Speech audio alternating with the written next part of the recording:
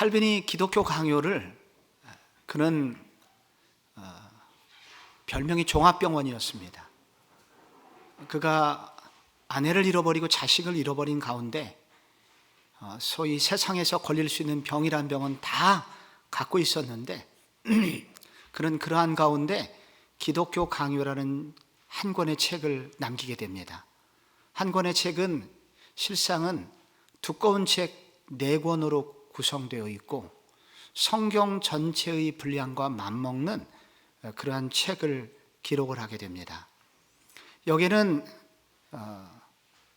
인간이 반드시 하나님의 사람이라면 반드시 알아야 되고 인간이라면 꼭 알아야 되는 생명적 진리를 그가 여기에 대부분 성경적인 내용을 기록을 해 놓았습니다.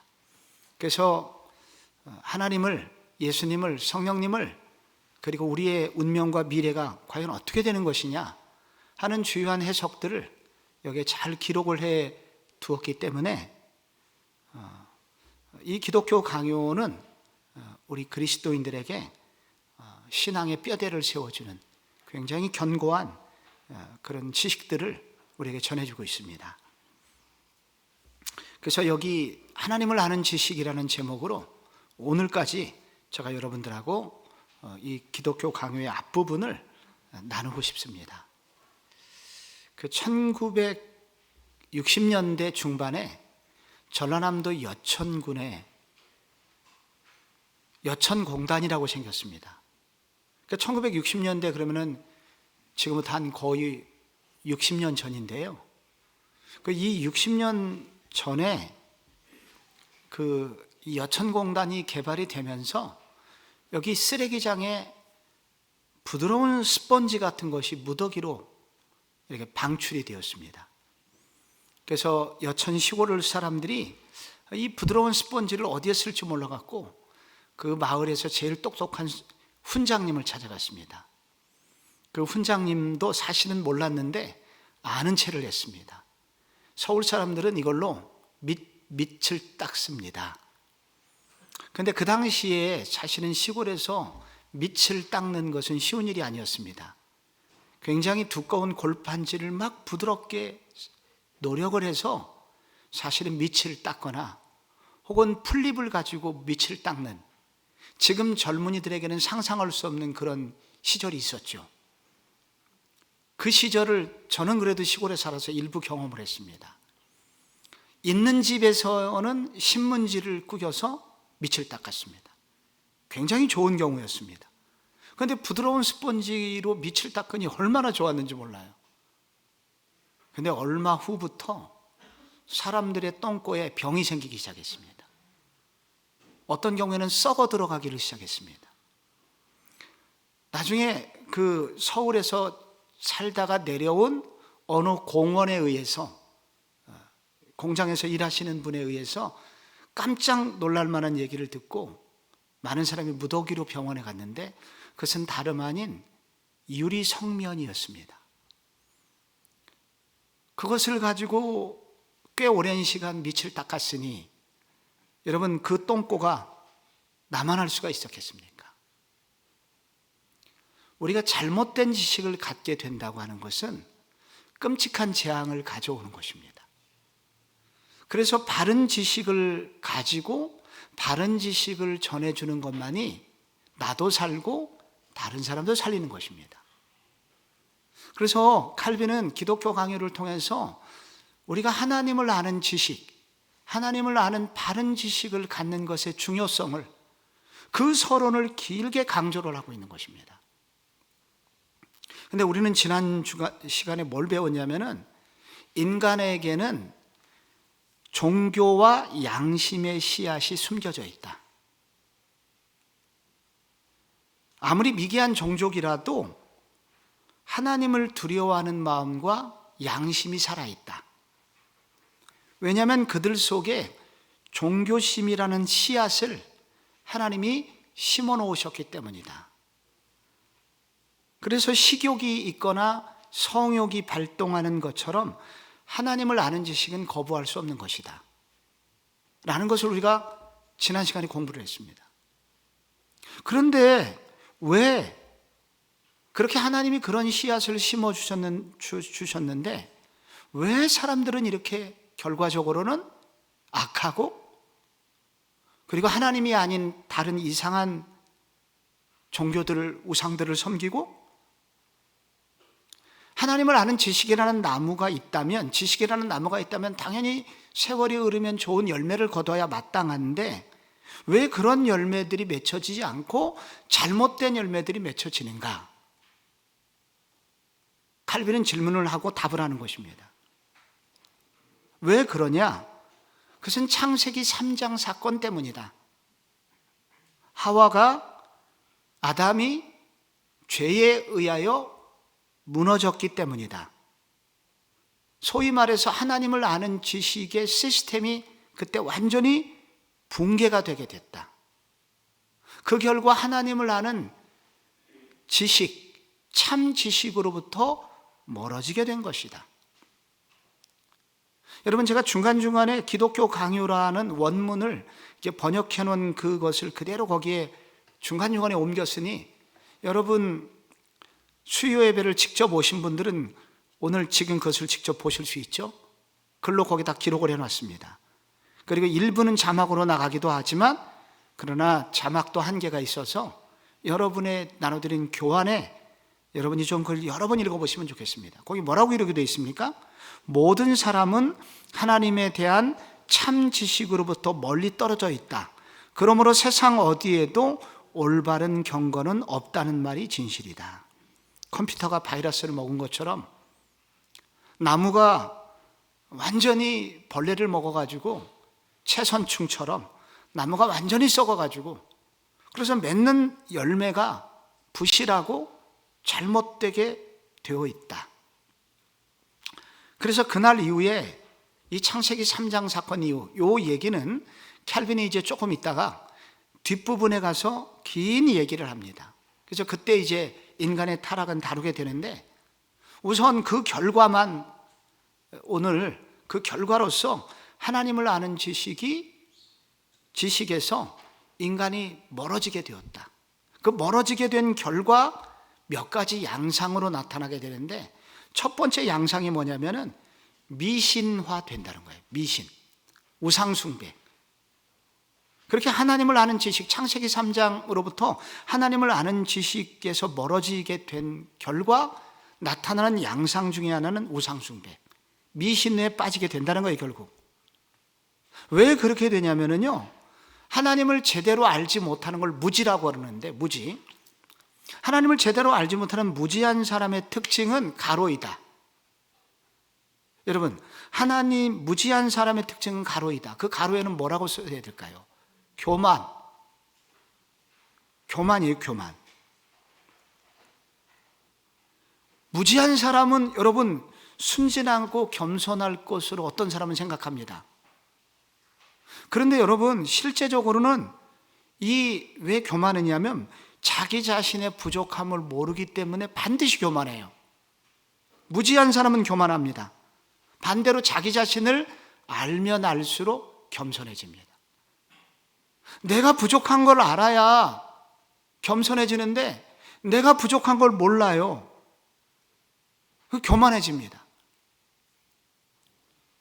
그러면은 여러분, 교만해지면 무슨 현상이 생기냐면 교만이라는 죄에 가만히 놔두는 게 아니라 사탄이 그 교만을 틈타서 거짓 씨앗이라는 씨앗을 심습니다. 그래서 교만하고 거짓하고 만나게 되는 거예요.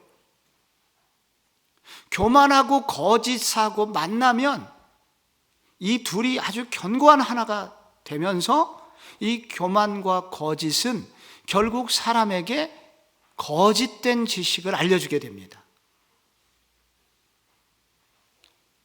그래서 교만한 사람은 이 거짓된 지식을 알려주는 그 사탄이 그렇게 하는 거죠. 그래서 거짓과 교만, 성경의 다른 표현은 이 거짓과 허영이 친구가 되는 것입니다. 거짓과 교만, 가로 열고 허영이 친구가 돼서 이 둘이 견고한 하나를 만들어서 결국은 그에게 거짓된 지식을 심어주고, 그래서 결국은 그로 하여금 멸망에 결국 이르게 하는 건데요. 여러분, 하와를 보십시오. 여러분, 하와가 사탄에게 넘어갔잖아요. 왜 넘어갔습니까, 여러분? 왜 넘어갔어요?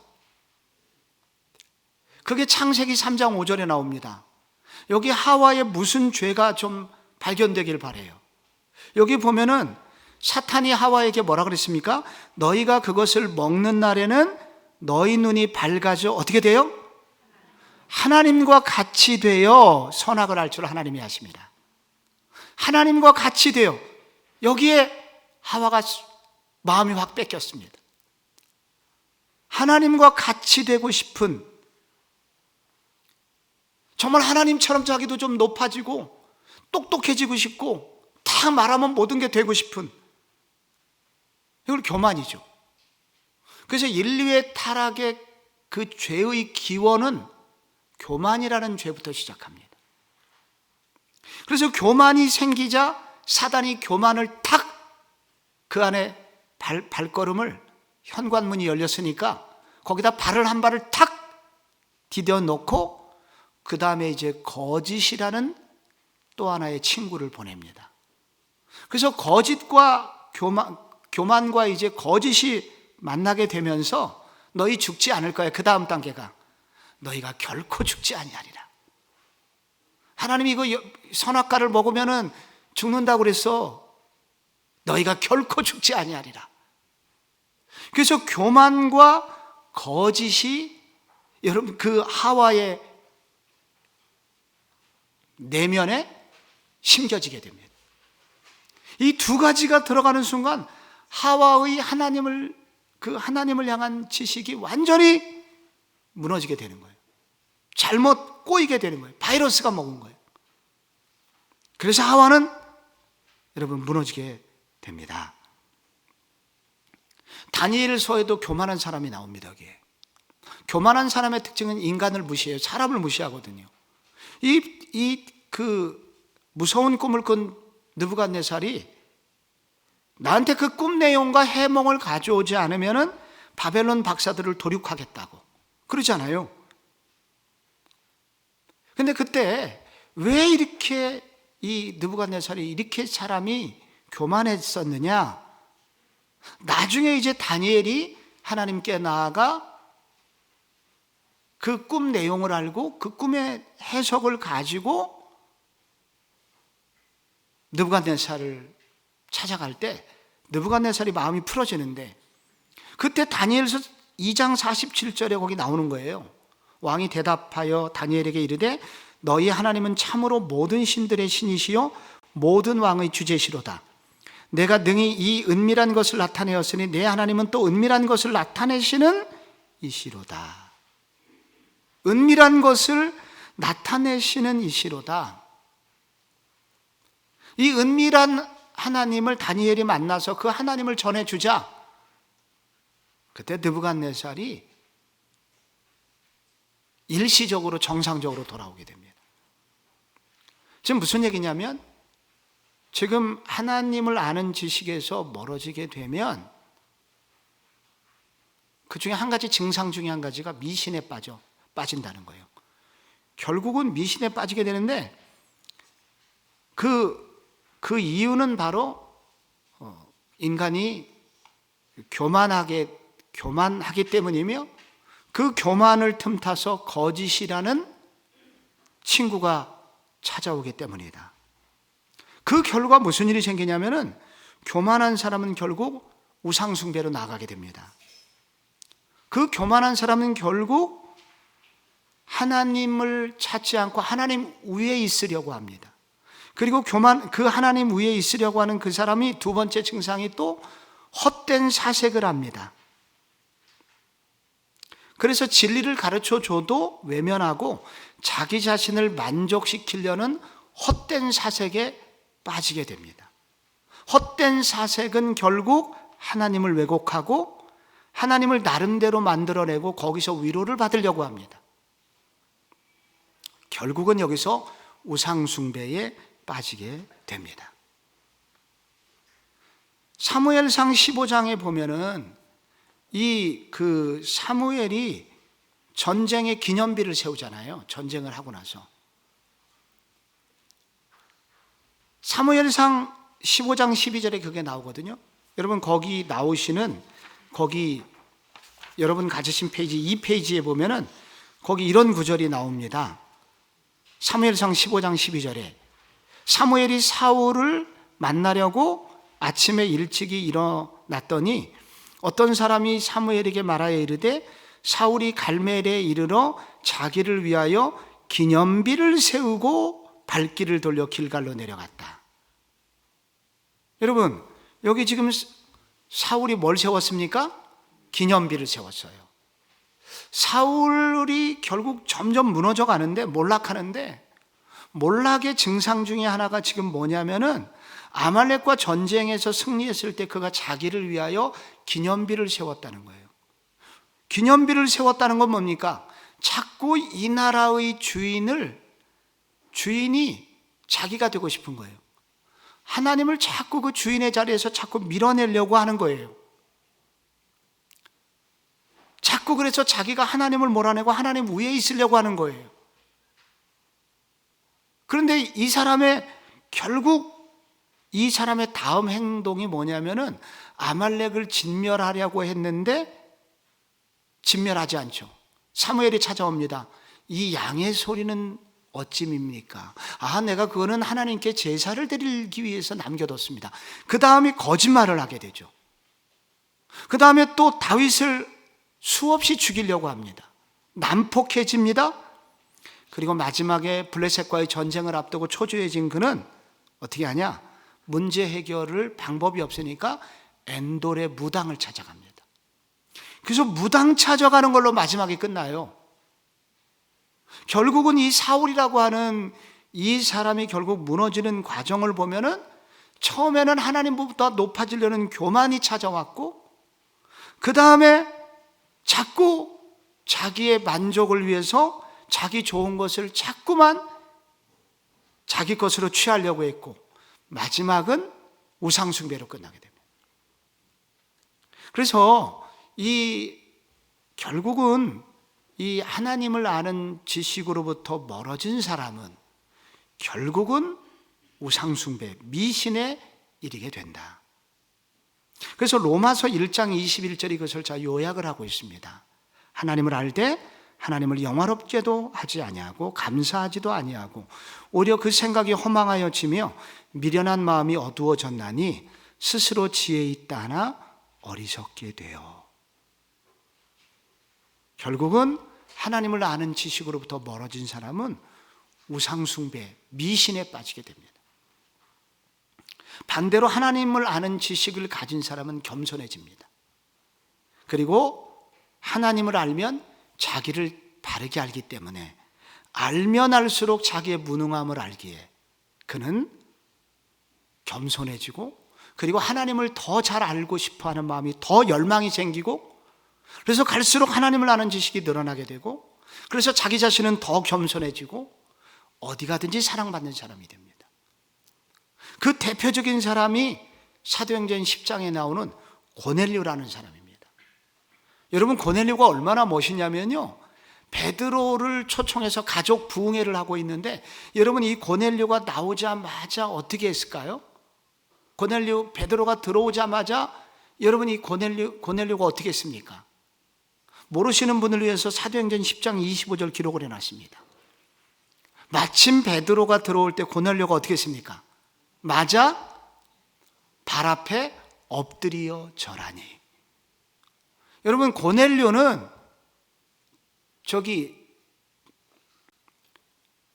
위치가 어떻게 됐나요? 고넬료가 여러분 사도행전 10장에 보면 고넬료의 직업이 뭐예요?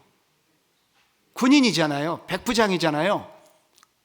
여러분 식민 통치 군대의 그 당시 백부장은 높은 위치의 고위직 관리였습니다. 식민지 사람들에게는 쳐다볼 수 없는 위치였어요. 우리나라로 말하면 일제시대의 경찰서장급입니다.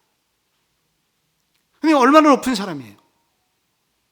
근데 그가 식민지를 주둔하고 있는 그 장교가 이 식민 통치를, 지배를 받고 있는 나라에 아마도 40대 중반, 50대 초반에 이 초로의 이 사람에게 엎드려서 막 절을 하고 있잖아요. 왜 그는 그렇게 겸손했을까요? 바로 그 구절 앞에 22절에 나옵니다. 그 이유가. 그들이 대답하되 백부장 보내는 의인이요, 그 다음에 중요한 단어, 하나님을 경외하는 사람이라. 하나님을 경외하는 그 사람은 하나님을 알기 때문에 결국 자기 자신의 부족함을 알게 되고, 자기 자신의 부족함을 알기 때문에 겸손할 수밖에 없고, 그런 겸손한 사람은 또 역으로 하나님을 더 알기를 원하죠. 그래서 베드로를 초대한 거예요. 하나님을 더 알기를 원했어.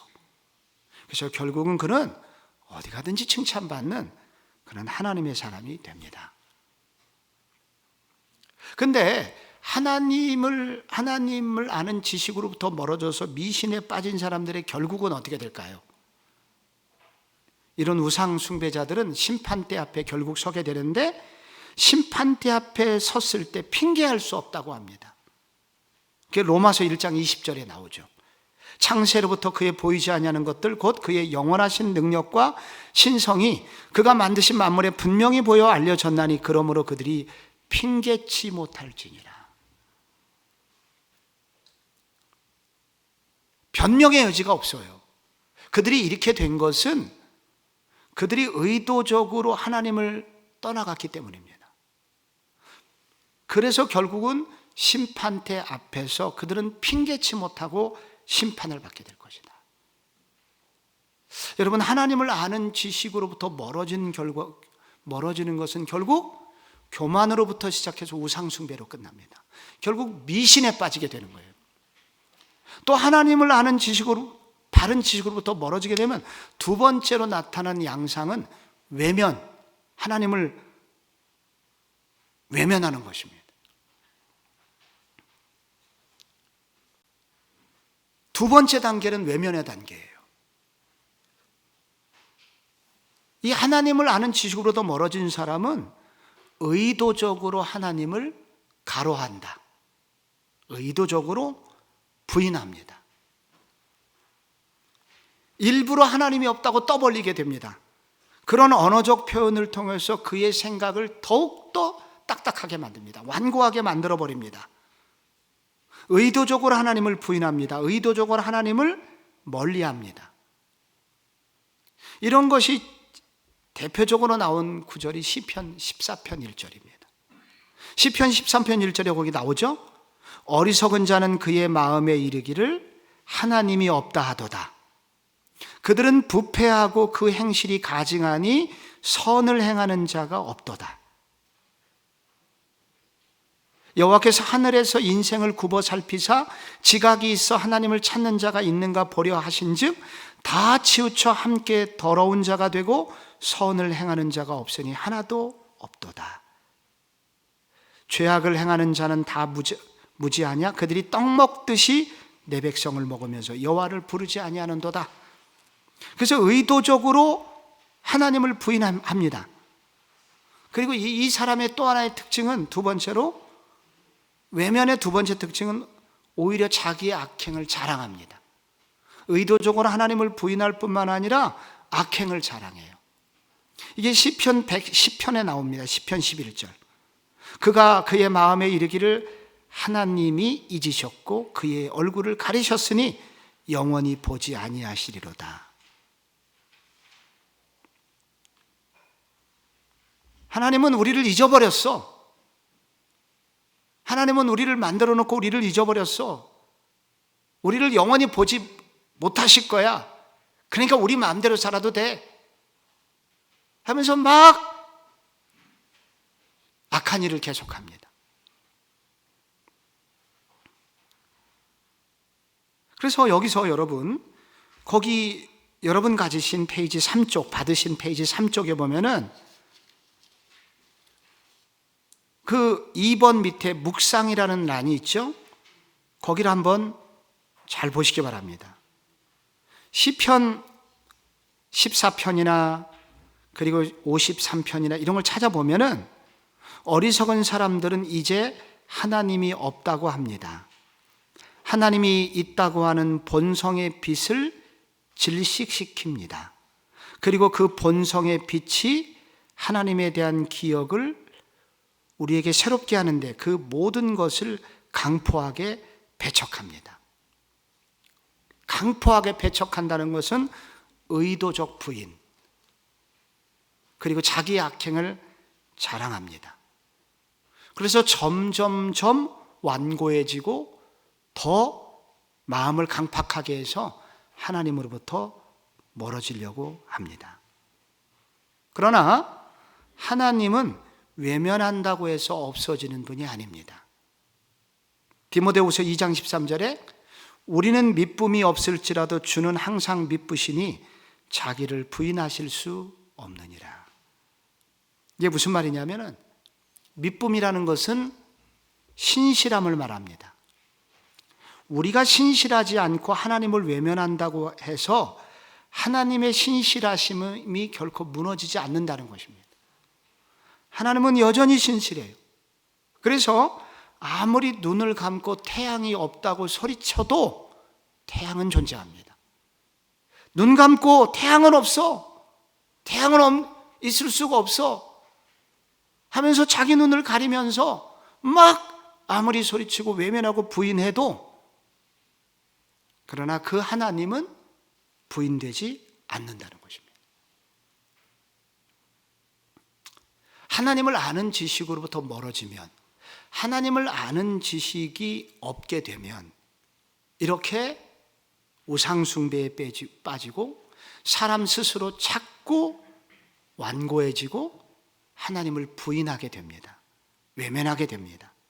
그러면 그 우상숭배하고 외면의 결과는 어떻게 될까요? 그 결과 무슨 일이 생기냐면 두 가지 양상이 나오는데, 그 결과 그들은 첫째, 헛된 예배자가 됩니다. 잘못된 예배자가 돼요. 그래서 그들이 예배를 안 드리는 건 아닙니다. 예배를 드립니다. 그런데 그들은 누구에게 예배를 드릴까요? 자기가 만든 하나님께 예배를 드립니다. 로마서 1장 25절에 이는 그들이 하나님의 진리를 거짓 것으로 바꾸어 피조물을 조물주보다 더 경배하고 섬김이라. 주는 곧 영원히 찬송할 이시로다. 아멘. 여기 피조물을 조물주보다 더 경배하고, 그래서 고대 시대에는요 많은 나무라든지 돌이라든지 해라든지 달이라든지 이런 것을 우상으로 삼고 거기에 절을 했죠. 우리를 살려달라고. 근데 그래서 피조물을 조물주보다 더 바꾸어 경배를 했다고 합니다. 그러나 현대의 우상들은 더 교묘합니다. 그래서 요즘은 우리가 돌을 경배하거나 나무를 경배하는 사람은 거의 없습니다. 그런데 현대인들은 더욱더 교묘해져서 내면 깊숙이 우리가 잘 모르는 영역에서 우상을 만들고 자기 하나님을 만들어서 경배를 합니다. 그래서 우상이라고 하는 것은 뭐냐면은 하나님이 있어야 할 자리에 대신 들어가 있는 것을 우상이라고 합니다. 그래서 저것만 있으면 나한테 행복이 있고 기쁨이 있고 축복이 올 것이라고 믿게 만드는 게 우상입니다. 그래서 현대인들에게 가장 큰 우상은 뭐냐면은 음란물입니다. 이거 보면 정말 나는 행복해질 거야. 그리고 현대인들을 또 우상에 빠뜨리는 게 스포츠입니다.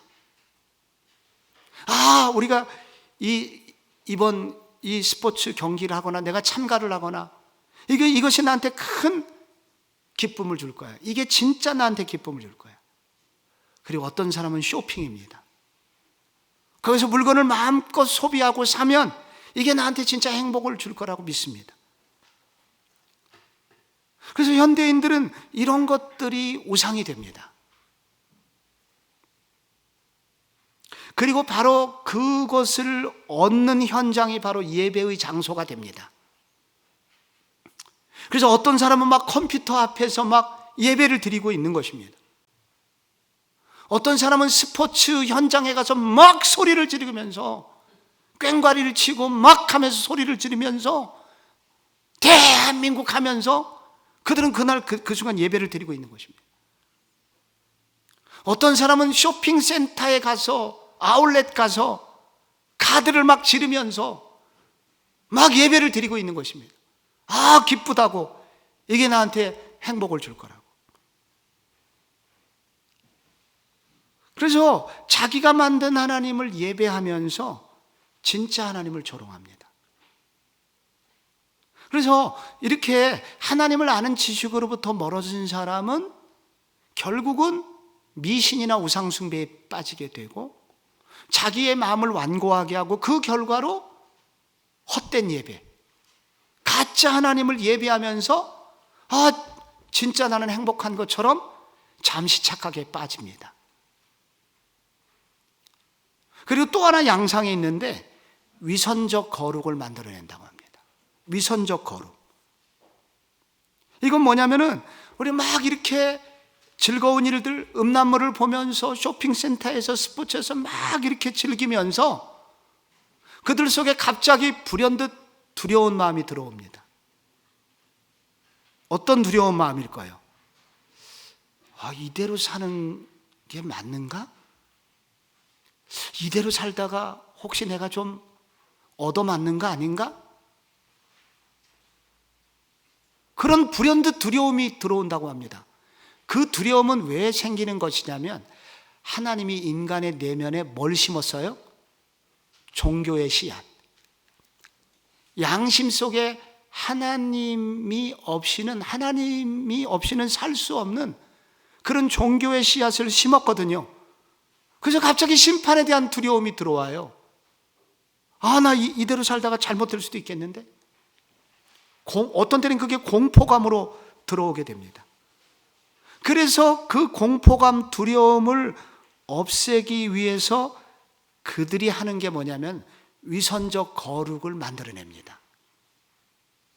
그래서 막 거룩한 척 하는 거예요. 거룩한 척 해요. 그러면서 잘못된 우상을 막 섬기면서, 그런 거짓된 우상을 막 섬기면서 나는 그래도 이렇게 예배를 드리고 있으니까 나는 그래도 용서받을 거야, 그런 마음으로 위로를 삼는다는 것입니다. 거기 칼비니슨 기독교 강요 4장에 나와 있는 그 부분을 조금 읽어볼까요, 여러분? 그 부분 마지막 부분에 나와 있는데요, 여러분 4페이지 맨 우쪽에 이걸 좀 제가 이렇게 읽을 때 여러분이 좀 여러 번 한번 읽어보세요. 우리의 모습이 이러함으로 사람은 끊임없이 두려워합니다. 그러나 그 두려움은, 그 공허함은 하나님을 알만한 것을 우리에게 주셨는데 그 하나님을 알만한 것으로 하나님을 영화롭게 하고 감사하고 예배하면 우리 마음이 기쁨이 있을 텐데 그것을 하지 않게 되면 불안이 엄습하고, 이러한 불안은 노예와 같은 강압적인 두려움이고 경외가 아니라 강압적인 두려움, 병적인 두려움, 이런 것에 사로잡히게 되는 것입니다.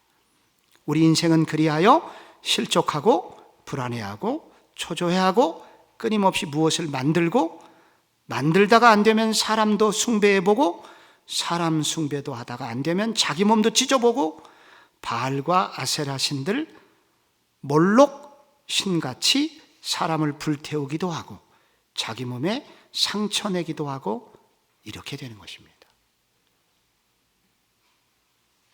여러분, 그래서 인간 속에 이런 종교의 씨앗이 있어서 헛된 것을 막 예배하다가도 이런 두려움 때문에 이제 위선적 거룩을 만들어 냅니다. 그래서 잘못된 우상을 섬기면서 이렇게 해괴한 일들을 하게 된다는 것이죠.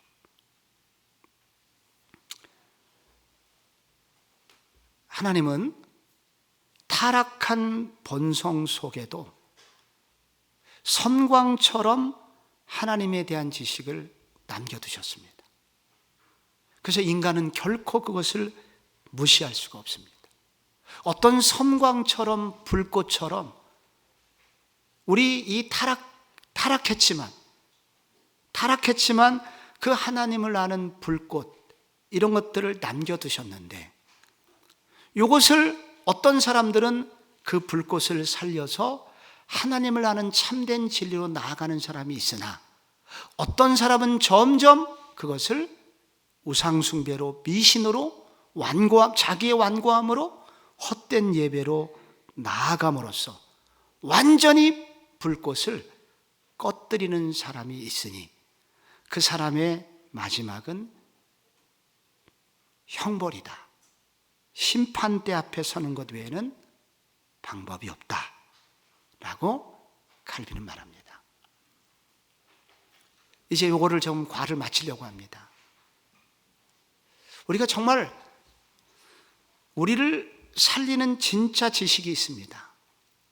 우리가 글자를 읽게 될 때, 수학을 풀고 영어를 배워서 이런 세계가 있구나, 눈을 막 뜨는 거, 세상적인 지식만 조금 가져도 우리는 기쁩니다. 마음이 참 좋아요. 그러나 이와 같은 지식은 오래가지 못합니다. 이와 같은 기쁨은 오래가지 못합니다. 그런데 진짜 우리에게 영원한 기쁨을 주는 것은 하나님을 아는 지식이다.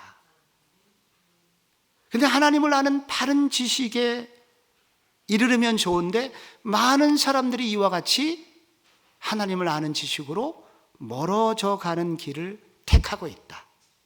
우리는 절대 그 길로 가면 안 된다. 그래서 그 길은 결국 나를 이것은 결국 뭐냐면은 이것을 무지라고 하는데, 결국은 이렇게 하나님을 아는 지식을 외면하는 길은 무지로 가는 길이요, 무지는 곧 죄악이다. 왜냐하면 이 무지는 결국 나를 심판에 이르게 하고 나의 이웃도 심판의 자리에 이르게 만들기 때문이라는 겁니다. 그래서 칼빈은 마지막으로 이 과를 정리하면서 그 마지막 부분을 한번 보십시오. 무지, 그러므로 하나님에 대한 무지는 그러므로 뭐예요? 죄악이다. 무지가 죄악이라는 거예요. 근데 못 배운 것도 한스러운데 라고 어떤 분은 얘기하죠. 그러나 하나님은 이렇게 하나님을 알만한 것들을 우리 속에 주셨기 때문에 이런 의도적 부인, 그래서 결국 하나님을 알지 못하는 무지, 하나님에 대한 무지는 그러므로 죄악이다. 무지가 죄악인 것은 그 무지는 단순한 무지가 아니라 여호와를 거역하고 반역하는 무지이기 때문에 그러한 것이다. 사람은 여호와를 부인하고 여호와에 대해서 모르게 되면 그 자리에 머무는 것이 아니라 여호와를 대체하는 우상을 만들게 되고, 그 결과 갈라디아 4장 8절에 나오는 대로 그때는 하나님을 알지 못하여 본질상 하나님이 아닌 자들에게 종노릇하였더니라는 말씀처럼 결국 하나님이 아닌 자들에게 종노릇하게 되어 비극적인 삶을 살게 되기 때문이다. 그러므로 우리는 이와 같은 무지가 죄임을 알고 무지하지 않는 사람이 되기로 마음을 새롭게 고쳐 먹어야 합니다. 하나님을 더 알기를 원하는 열심의 마음을 가져야 되고, 그런 사람을 일컬어 성경은 겸손한 사람이라고 하고, 겸손한 사람은 하나님을 알게 될 것이고, 하나님을 알면 자기 자신이 부족한 것을 더 많이 알게 될 것이고, 그 사람은 또 하나님을 더 찾게 될 것이고, 그래서 그 사람은 사울의 길이 아니라 고넬료의 길을 걷는 사람, 가면 갈수록 하나님과 사람 앞에 존귀 여김을 받는 사람이 될 것이라는 것입니다.